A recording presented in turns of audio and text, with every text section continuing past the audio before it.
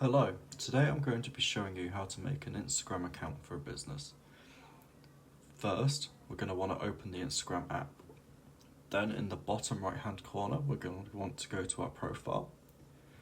Then in the top right hand corner, we want to go to our settings and activity. From here, we're going to scroll down until we see For Professionals tab. And in this tab, we want to click on Account Type and Tools. From here, we want to click to switch to professional account. It will then guide us through 3 boxes we have to press continue on. Then we can choose which tag best describes us from a list. We're going to click education for the purposes of this video. Then we press done. And then you can choose whether you're a business or a creator. And then that's it. You've created your business profile on Instagram. Thank you for watching.